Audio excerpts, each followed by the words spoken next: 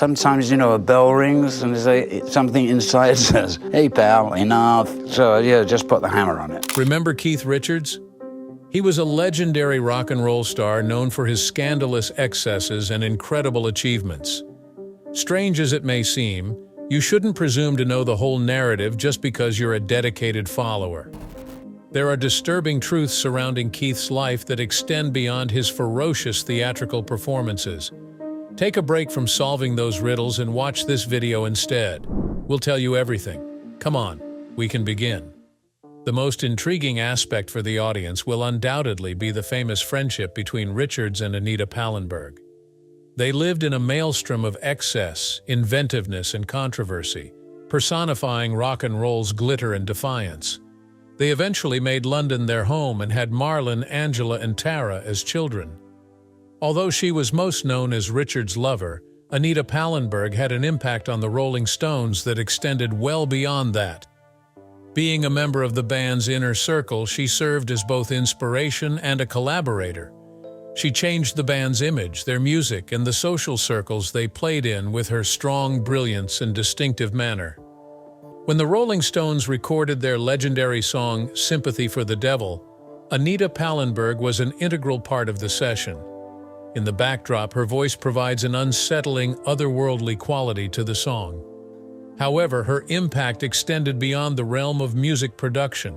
Some people thought Anita Pallenberg was just as much a part of the band as Mick Jagger or Richards because of how influential she was. According to Joe Bergman, the Rolling Stones' personal assistant from 1967 to 1973, Anita is as much a member of the Rolling Stones as any of them. Richards and Anita Pallenberg's romance was everything from picture perfect. Heavy drug usage and other forms of excess were hallmarks of the couple's existence together, as was characteristic of the rock and roll lifestyle of the day. The demands of fame and the disorder in their life didn't help Pallenberg and Richards' heroin addiction, which sent them on a downhill spiral. The couple drifted apart due to the pressure of their addiction, Richards' demanding touring schedule, and the obligations of their expanding brood.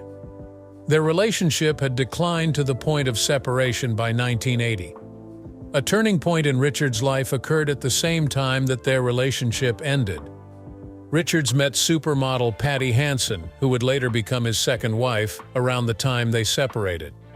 Richards began a new, far more secure chapter in his life when he met his future wife at the famed Studio 54. Hansen, who was renowned for her demure and attractive personality, provided Richards with the much-needed serenity and stability that he had been yearning for. The couple's continued unity after being married in 1983 is evidence of how strong their love was. We can learn a lot from Keith Richards' formative years if we travel back in time now. Richards had a very normal and relatively virtuous upbringing before he became one of the most legendary people in music history. He joined the church choir at a young age, and it was his first exposure to music. The Guardian reports that little Keith sung soprano in the choir. Early on, his abilities were acknowledged, and he sang in illustrious places like Westminster Abbey, where he even sang for Queen Elizabeth II. During this time, he adhered strictly to the discipline and structure of choral music, in sharp contrast to his later rock star lifestyle. He attributes his subsequent unique guitar technique and style to the accuracy and respect for musical traditions that he may have gained while singing in a choir and playing for royalty. One other thing about Richards' formative years is his membership with the Boy Scouts. He started out as a scout and worked his way up to commanding a beaver patrol. The principles he learned about leadership and working in a team through this position in the Boy Scouts were foundational to his professional development. However, he did face certain difficulties throughout his tenure as a scout. As a precursor to the defiant nature that would characterize his rock star reputation, Richards' time in the Scouts ended following an argument. There is a colossal difference between Richards' childhood and his rock and roll career. Even though he was heavily involved in structured activities as a youngster, he nevertheless showed signs of rebellion that would show up in his music and public persona as an adult. Participating in the Scouts and choir as a young man, helped shape his character by instilling in him a strong work ethic and an innate ability to take charge. In addition to laying the framework for his future profession, his early engagement with music and involvement in organized activities highlights an intriguing dichotomy. At the same time that he was discovering the structure of choral music and learning the importance of accuracy and cooperation as a scout, his innate defiance and need for independence were also taking form. The controlled circumstances of Richards's boyhood were drastically different from the rock and roll world, which he had already started to explore by the time he was an adolescent. He rose to fame rapidly for his intense performances and unique guitar technique, which drew inspiration from a wide variety of musical traditions, including rock, rhythm and blues. The unusual groundwork for Richards' career was laid by an upbringing that was equal parts disciplined and rebellious. He gained many of the abilities and perspectives that would shape his musical career from his time spent as a scout and choir boy. The contrast between his regimented youth and his carefree adult life as a rock star highlights the depth of his character and the development of his music. Even in Richards' later works, you can hear the influence of his early involvement with choral music and the Boy Scouts. When Richards and his fellow Jamaican Rastafari members got together, they established a group called Jamaica's Wingless Angels. With a focus on traditional Jamaican music, this ensemble has been performing and recording since the 1970s. Their minimalist, repetitive sound is reminiscent of Richards's early choral experiences created via the use of Niab Binji drumming, chanting, and old choral hymns. By skillfully fusing his early musical heritage with his present, this endeavor showcases the lasting impact of his musical upbringing on his career. No discussion of Keith Richards's career would be complete without touching on his friendship with Mick Jagger. While they have worked together to create some of the most iconic songs of all time, their partnership has also been characterized by public squabbles and intense conflicts. Reflecting the nuanced character of their lengthy collaboration, Jagger and Richards's connection has been an emotional roller coaster of professional successes and personal disputes. During the mid-1980s, when the Rolling Stones were going through a rough patch, they had their first big public rift. Disagreements started when Jagger decided to go solo with the 1985 album She's the Boss. It was a big change from the band's collaborative effort, and Richards was not happy with it. When Jagger said he wasn't going to go on the Dirty Work tour in support of the Stones' 1986 album, things became much worse. As a result of this choice, the band entered what Richards subsequently called World War II, a time of great strife and internal strife. Primitive Cool, Jagger's second solo album, came out in 1987, and Talk is Cheap, Richards's solo effort, came out in 1988, further widened the gap. As each member of the Rolling Stones went their own way, it appeared as though these albums were the last ones before the band broke up. Their union seemed to be on the verge of collapse as the tension between Jagger and Richards reached a boiling point. Jagger and Richards overcame these obstacles and reconciled by 1989. The band's return to fame and the continuation of their joint endeavors were signaled by their reunion for the Steel Wheels tour. But the truce was short-lived and precarious. Private and public relations between the band members remained tense, with frequent jabs and tactical apologies becoming commonplace. Their tense relationship was laid bare in Richards' memoir, Life, published in 2010. Richards said in the book that he hadn't been to Jagger's dressing room in decades because he felt uneasy being around Jagger and because he thought Jagger had grown a big ego. Speculation on the nature of their relationship was further fueled by the memoir's portrayal of Jagger as becoming more intolerable. Richards's criticisms of Jagger went beyond petty animosity. Richards revealed that the band had a clandestine way of getting their feelings out to Jagger in real life. Richards claims that the other members of the band would disparage Jagger behind his back by calling him Brenda or Her Majesty so as to avoid antagonizing him directly. The members of the band would make fun of Jagger even when he was in the room because of the disparaging term Brenda that they used to describe him. The long-standing animosity between the two rock icons was brought to light by this passive-aggressive mode of communication. Keith Richards has a number of interesting relationships, including one with Mick Jagger, but his friendship with Tom Waits is among the most fascinating and long-lasting in rock and roll. Respect, fun camaraderie, and a common love of music have defined their friendship since it began in the mid-1980s, and it has led to several memorable collaborations and stories. Their connection began with the 1985 album Rain Dogs by Tom Waits. Some of the songs on this album feature Keith Richards' signature guitar work and vocals, who is well known for his extensive taste in music. The foundation for a lasting musical partnership between the two performers was created by their first collaboration. Their friendship went beyond their work together, and it showed in the studio. This friendship was further solidified in 2013 when Richards and Waits recorded a rendition of the traditional sea shanty, Shenandoah. The rendition, which featured Waits's distinctive style and Richards' growling vocals, demonstrated their talent for fusing their individual sounds into an engaging and unforgettable composition. Not only did their musical chemistry shine through in this performance, but their profound passion and regard for one another was also on full display. The light-hearted and disrespectful manner in which they recognize one another also reflects their tight friendship. One of the most famous instances is Waits's tongue-in-cheek poetry, Keith Richards. In it, Waits mockingly compares Richards to a fax machine, jokes about his blue pea, and compares him to a praying mantis with an ear stuck between his legs.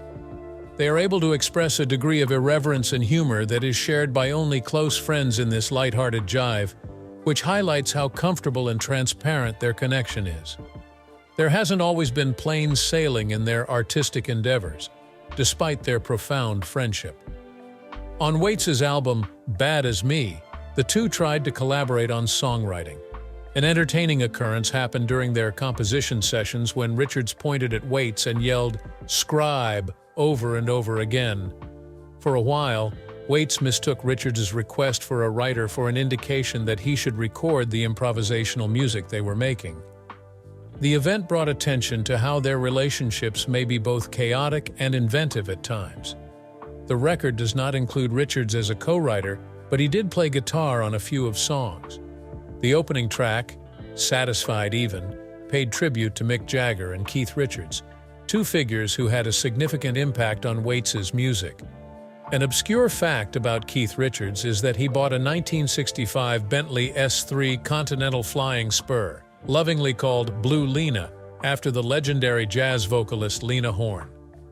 This car became a metaphor for Richards' defiant nature and the lavish lifestyle that accompanied his rock and roll stardom.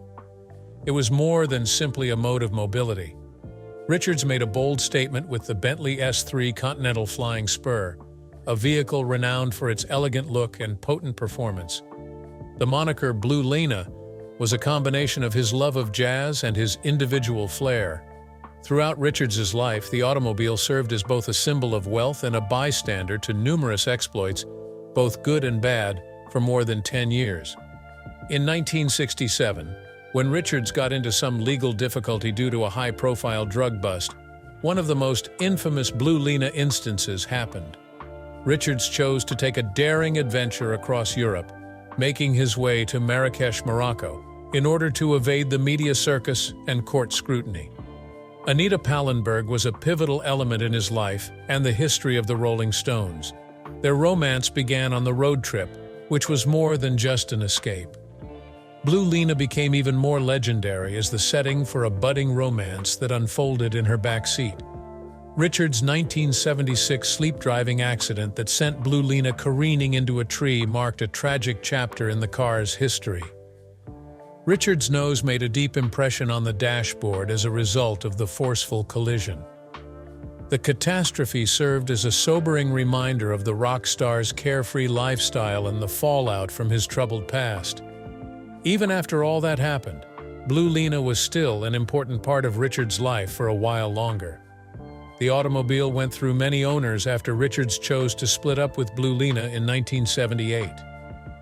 Even after passing through several hands, the car's ties to Richards continued to shape its character. Bonhams, a famous auction firm that deals with famous automotive auctions, put the repaired Bentley up for auction in 2015. According to Bonhams, Blue Lena was more than just a luxury car. It was an important piece of the Rolling Stones' legendary history. It supposedly took the band to all sorts of events, including concerts and parties, and it mirrored the wild lifestyle that Richards and his bandmates were known for. Blue Lena was supposed to be driven rapidly at night, according to Richards himself. This quote sums up his outlook on life and driving perfectly.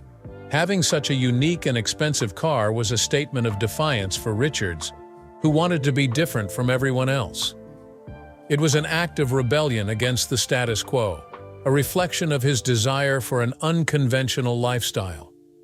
The fact that Richard owned Blue Lena said a lot about him and his rock and roll philosophy. It was more than simply a sign of his money. Although he did not inherit the Bentley, it became a symbol of his independence and defiance of conventional norms as he grew up.